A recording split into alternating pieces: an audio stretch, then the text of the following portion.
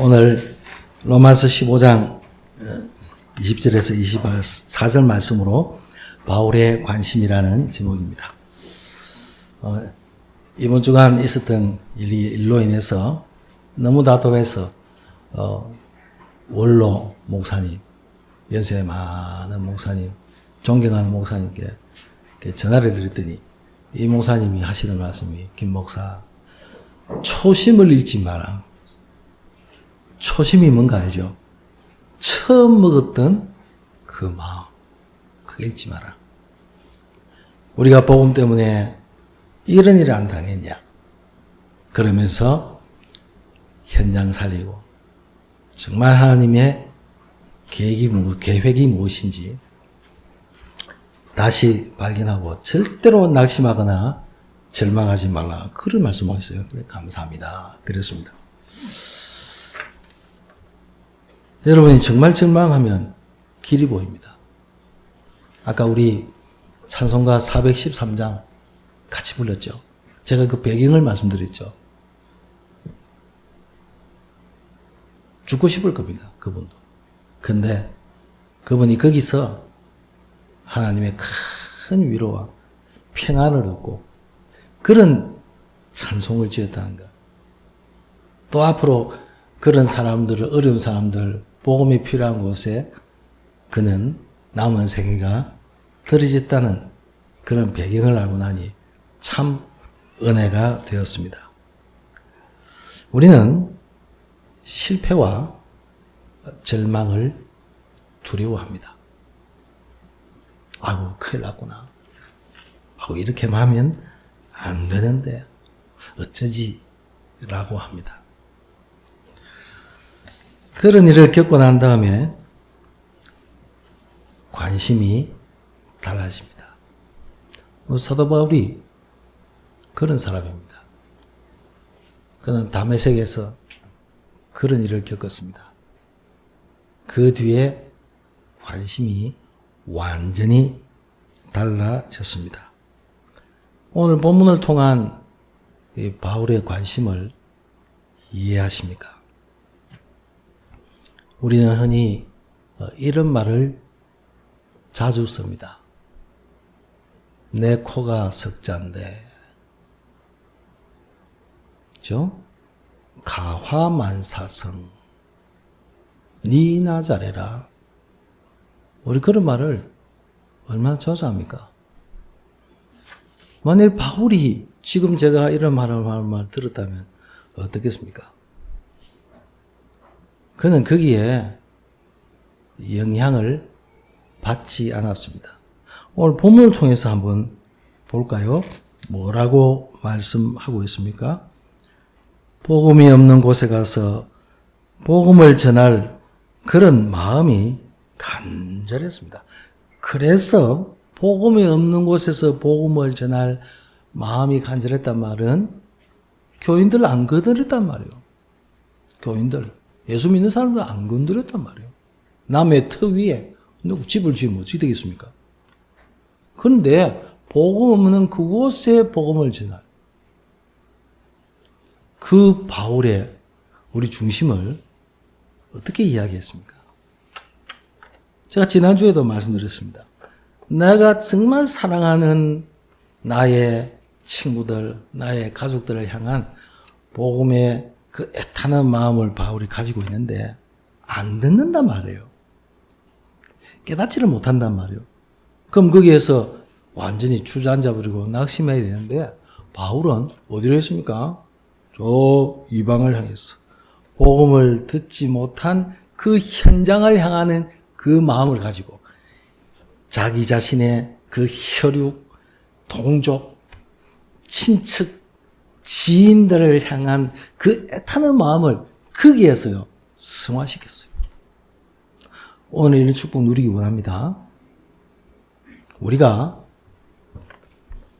현장을 잃어버리고 복음의 중요한 비밀과 이런 초심을 놓쳐버리니까 뭐가 보이는지 아세요? 우리 안에 내부가 탁 보이는 거예요. 내 이상한 게 보입니다. 나의 모자란 게 막 부각이 돼요. 내 상처가 막 드러나. 그럼 그게 우리가 절망해야 되고 좌절해야 되겠습니까? 우리가 그럼에도 불구하고 나는 그리스도의 이름으로 일어서리라. 얼마든지 복음을 듣지 못한 그런 사람들이 너무 깔렸어요. 우울증, 의처증, 공황증, 정신병, 중독 걸린 사람들이 너무 많아. 제가 한 번씩 시내를 가다 보면 그 동성로에 말이에요. 그 건널목이에요. 젊은이들이 수없이 왔다 가는데 좋게 쟤도 한 100명 되겠어요. 건널목 건너가는데. 이야, 저 젊은이들 속에 정말 복음이 제대로 전해진다면 얼마나 좋을까. 그런 마음을 가지게 되더라고요. 우리가 이 마음 회복해야 돼요. 우리 자꾸 상처만 보면요. 아픔만 보면 도무지 할 수가 없어요. 이런 부분 우리는 분명히 회복해야 합니다. 사도 바울이 오늘 본문에 그런 말씀하고 있지 않습니까? 뭐라고 했습니까? 21절에는 복음을 못 들은 사람이 있기 때문에 듣게 해줘야 된단 말이에요. 교회 오든지 안 오든지 예수 믿든지 안 믿든지는 그건 내가 할 일이 아니에요. 제대로 복음을 듣기는 해줘야 되잖아요. 그게 내 책임이요. 내 사명이요. 내 능력이요. 그 마음과 중심이 바울에게 확 있었단 말이에요. 저는 이번 일을 겪으면서 우리 교회가 이제는 새롭게 돼야 된다. 어떻게 해요? 바울의 요 중심과 요 마음처럼. 그런 마음이 우리에 없다 그러면 이게요. 쪼그라들고 자꾸 쪼그라들어요. 그냥. 내 마음도 쪼그라들고 생각도 쪼그라들고 하는 일도 막 자신이 없고 소망 없어지고 도저히 이래가지고 뭐 어떡하겠냐라고 생각돼요. 오늘 하나님이 주시는 그 은혜 속에서 바울이 또 뭐라고 말씀을 하고 있습니까? 바울의 땅끝은 그때는 스바나였습니다. 스페인이었습니다. 그러니까 그때는 바울이라는 사람이 스페인이 땅끝이라고 생각했기 때문에 나는 거기까지 가야 된다. 이 복음 들고. 여러분의 땅끝은 어디입니까? 어제 핵심 메시지와 가서 금토일 시대에 저는 우리 랩런트들과 같이 참석해서 메시지 들었습니다.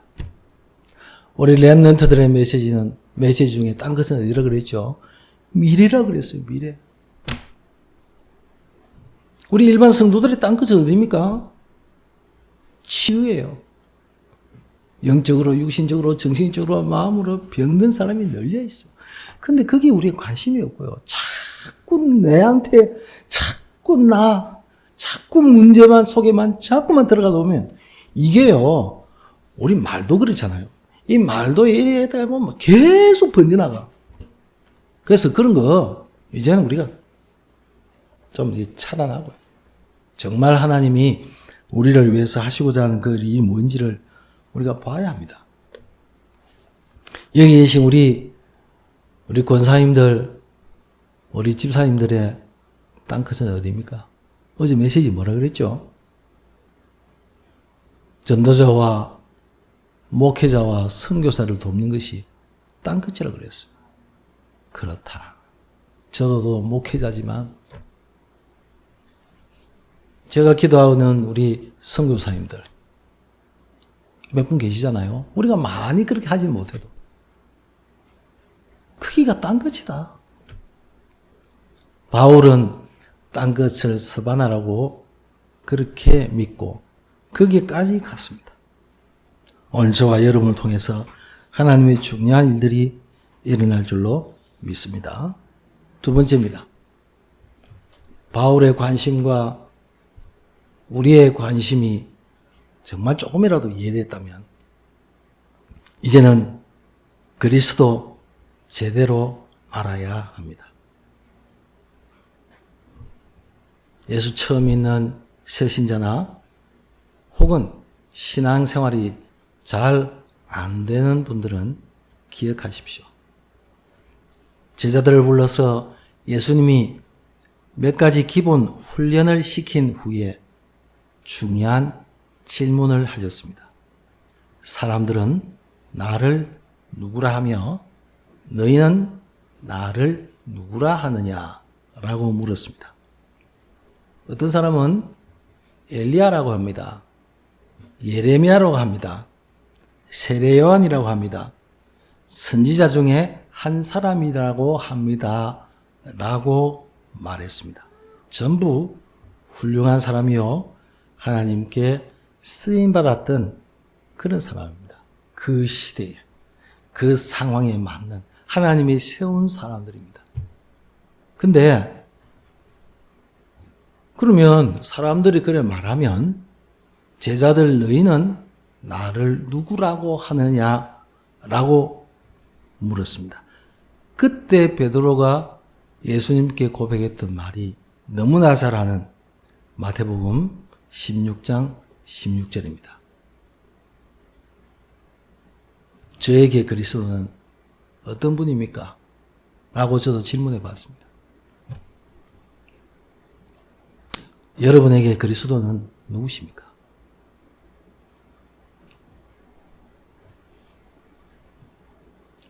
신비주의 같은 굉장한 큰 비밀을 알고 하나님의 능력을 체험했던 엘리야 같은 분, 우리가 그렇게 생각할 수도 있습니다.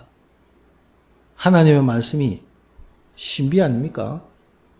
하나님의 독생자 예수 그리스도를 보낸 것이 그게 신비 아닙니까?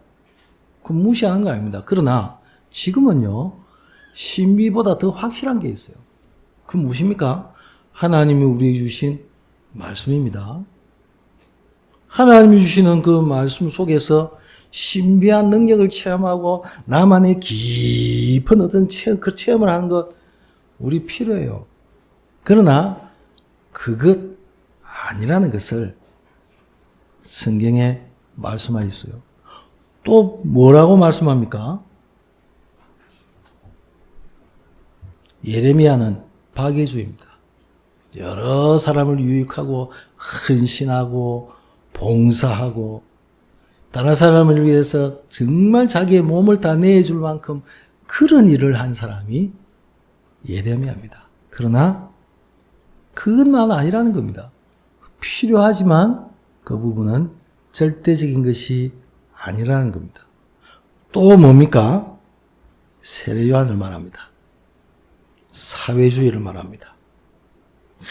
개혁을 외치고 회개하라, 천국이 가까웠다. 자기 자신은 청렴한 생활을 하면서 이 사회를 향해서 회개하라고 외쳤던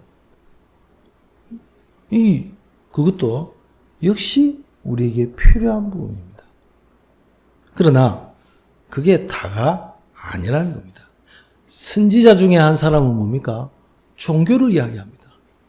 종교는 우리가 뭔가를 해서, 내가 뭔가를 해서 얻어지는 것을 종교라고 합니다. 근데 끊임없이 막 뭔가 찾아가야 돼.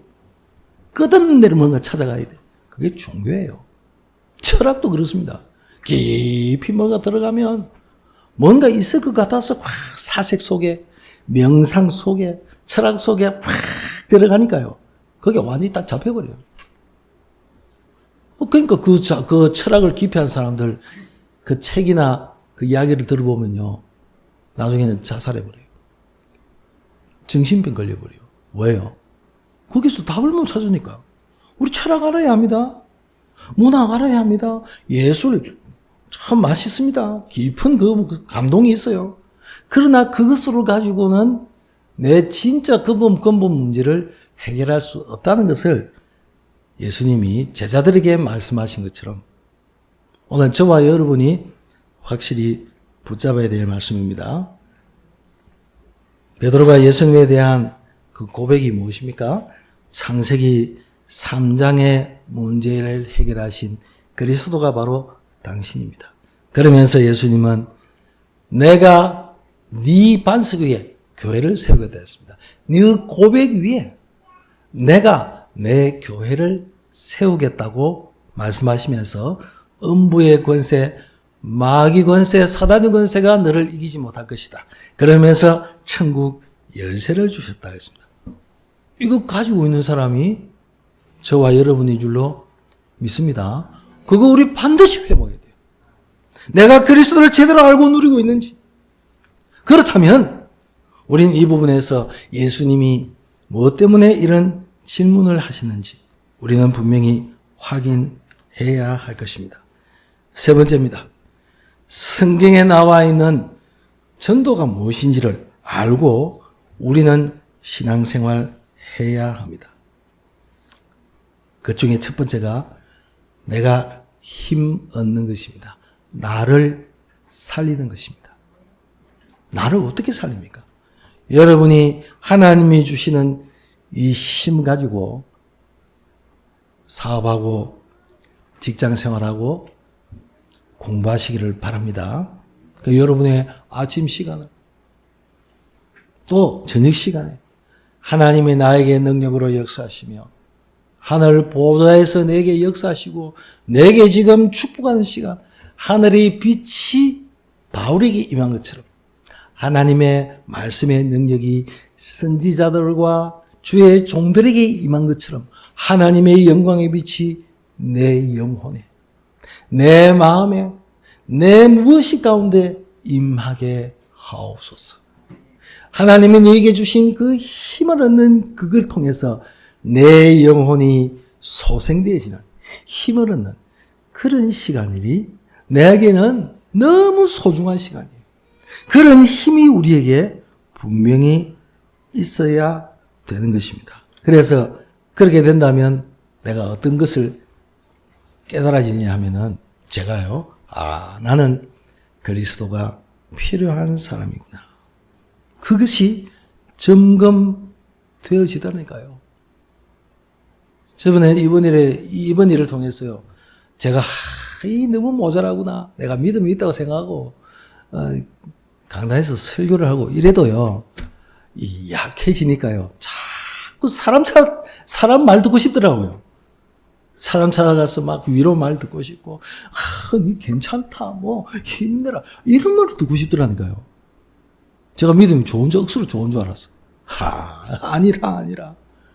그래서, 나에게 그리스도가 정말 필요한 사람이구나. 우리가 사람의 위로와 말도 힘도 얼마나 큰 도움을 주는지 몰라요. 그러나 그것은 일시적인 거 아닙니까?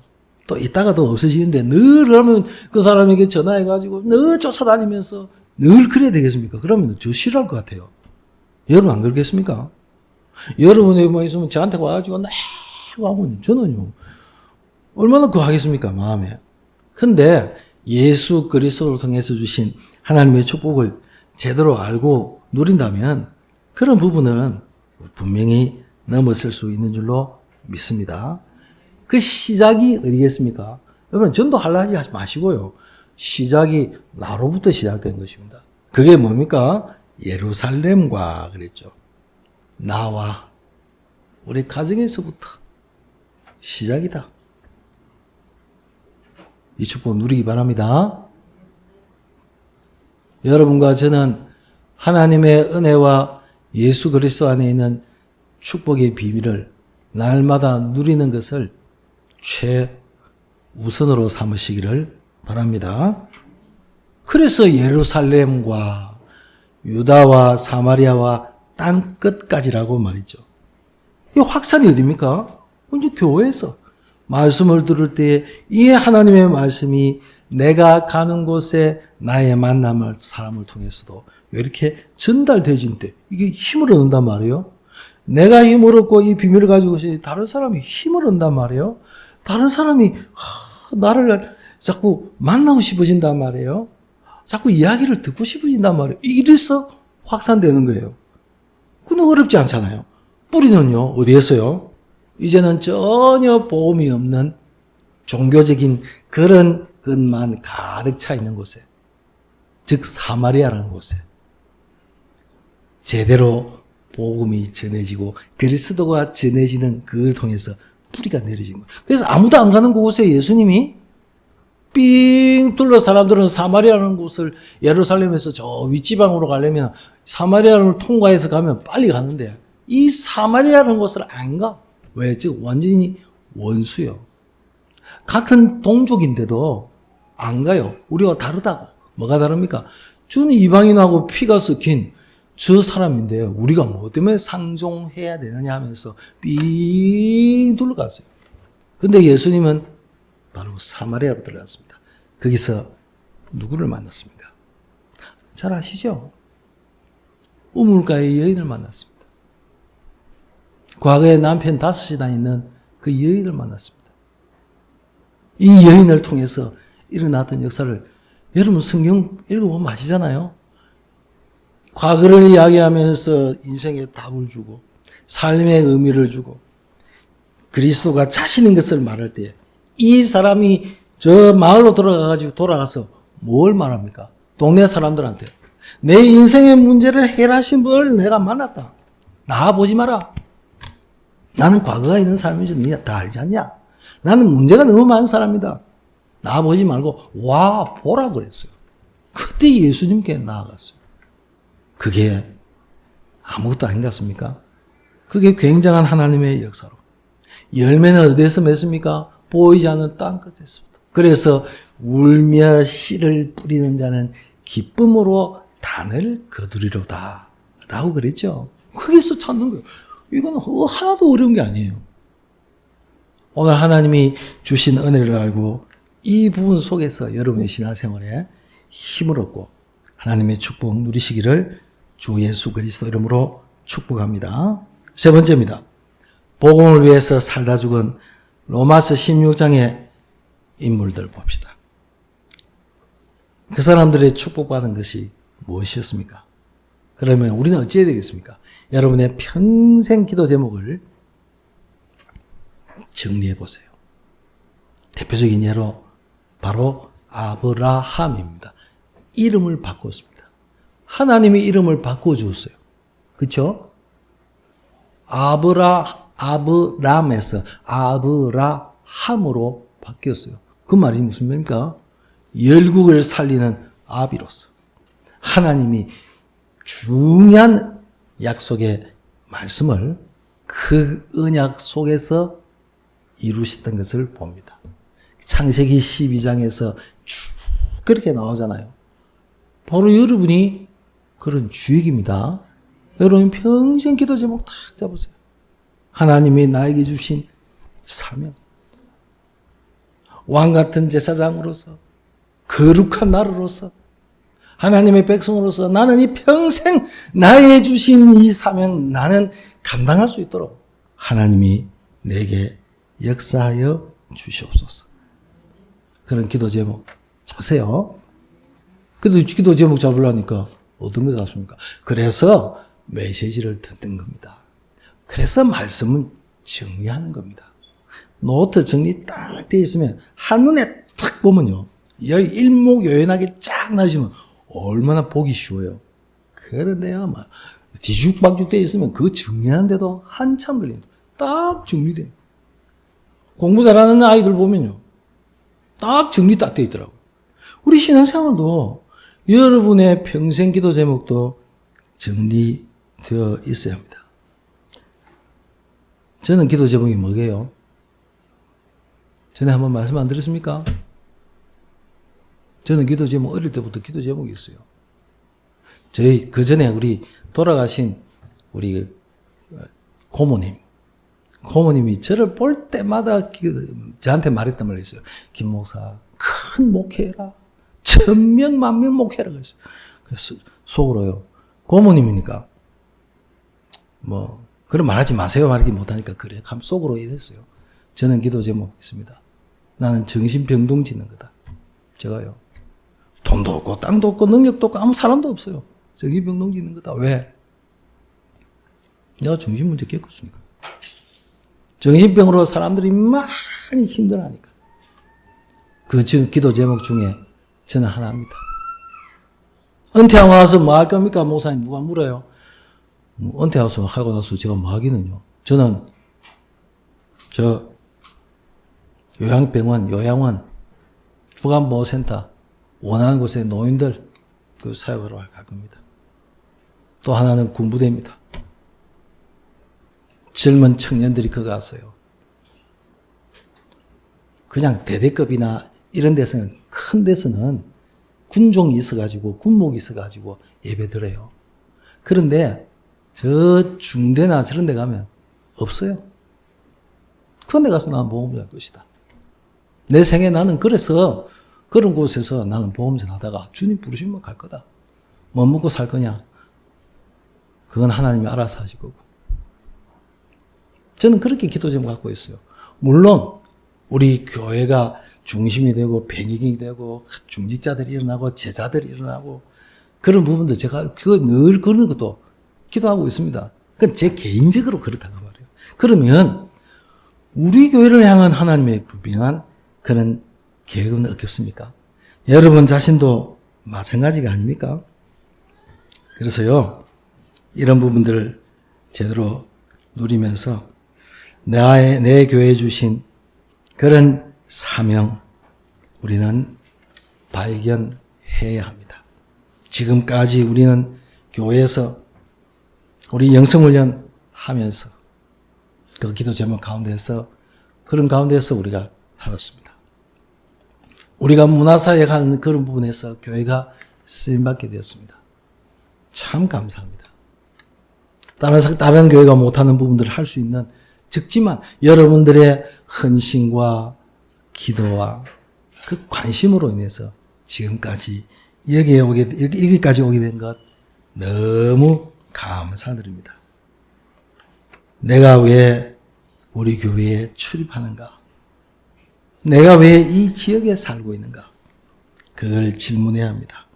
그러면서 전체가 하나님의 말씀을 듣도록 여러분의 기도와 생업에 전도에 나의 전문성을 가지고 어떻게 그 하나님의 기뻐하시는 그게 내가 삶이 들어질 것인가? 아무도 가지 않는 그곳에, 아무도 관심이 없는 곳에, 하나님의 눈물이 있는 그곳에 내가 거기에 들으시게 하옵소서. 저는 개인적으로 그래 잡았어요.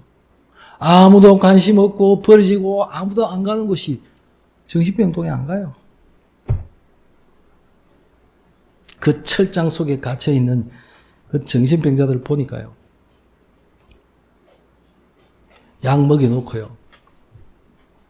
딱 이렇게 가다 놨어요. 모기에 약을 치면 모기가 이렇게 따라다니면서 여기에 쿡 처박히고 저기에 쿡 처박힌 것처럼 그런 감옥 아닌 감옥 속에 사는 정신병자들이 모기 약을 맞은 모기처럼요. 저기 쿡 처박히고 저기 쿡 처박히고 그렇더라고. 관심 없어요. 가족도 버렸어요. 군부대 관심 없어요. 노인들 정말 복음이 필요한 곳에 하나님이 부르시고 하나님이 부르신 그날이 얼마 남지 않은 그곳에 관심 없어요. 저는 거기 갈 거예요. 다른 사람이 뭐라든지 말든지. 오늘 우리 교회가 여러분 자신이 달란트와 업을 통해서 중요한 하나님의 계획이 무엇인지 분명히 발견하고 누려야 될 줄로 믿습니다. 오늘 로마서 16장 사람들의 그 특징은 보호자, 동력자, 식주인입니다. 우리 사업인들이, 우리 중직자들이 발견해야 될 땅끝에 대해서 되게 제가 말씀드렸습니다. 전도자와 선교자, 목회자를 돕는 것이 땅끝입니다. 목회자는 어려움 없겠습니까? 제 개인에게는 문제 없겠습니까? 내가 가진 문제도 많은데요. 저는 문제 많은 사람 중에 하나입니다. 부족함이 짝이 없는 사람이에요. 근데 보호해 줄 사람이 없으면 여러분이 저의 배경이 되어지고 보호되지 않으면 저는요 갈 데가 없어요. 어디 가가지고 제가 노가다하겠어요. 몸이나 건강하고 막 이러면 노가다 해야 돼요. 넘고 살지. 어디 가가지고 운전하겠어요. 할 수는 있어요. 뭔 일 하겠습니까, 제가? 아무짝에 쓸모없는 사람들이에요. 아무짝에. 할 수 있는 게 없어. 할 만한 게. 누가 보여줘야 되겠습니까? 여러분이 보여주셔야 돼요. 여러분이 뭘 잘할 수 있어, 그런 것을 저는 바라지 않습니다. 적어도 이런 부분에서 같이 할 수 있는 그런 부분들이 되지 않습니까? 그 다음에 이게 사도 바울에게 이런 식주인이 사도 바울이 마음껏 복음 전할 수 있도록 걱정 안 하도록 전부 다 뒷받침 다 했어요. 전도자가, 선교사가 먹는 거 걱정하고 돈 걱정하고요. 미래 걱정하게 되면 제대로 하지를 못해. 왜 하나님이 목회자를 세우시고 선교사 세운지 압니까? 저는 안타까운 말들을 많이 들었어요. 어떤 큰 교회 그런 중직자들이 우리가 목사 월급 안 주나 이래요. 제가 월급쟁입니까? 목사들이? 아니잖아요. 그런 생각을 가지고 있어요. 하나님이 내게 주신 그 은혜와 축복이 제대로 뭔지 안다면은 우리는 중요한 걸 파견해야 됩니다. 말씀 맺겠습니다. 내 관심이 중요합니다. 나는 구원받은 하나님의 자녀가 분명합니까? 너무 갈급해서 여기저기 찾아다니는 사람 많습니다. 누가 뭔가를 해결해 주기를 바라서 도움을 구하는 사람도 많습니다. 꼭 어떤 가수가 부른 그런 노래가 기억나네요. 내 마음 갈 곳을 잃어. 이름이 최멋인데 모르겠습니다만. 내 마음 갈 곳 잃으면 어디 갑니까? 누가 붙들어 줍니까? 누가 위로해 줍니까?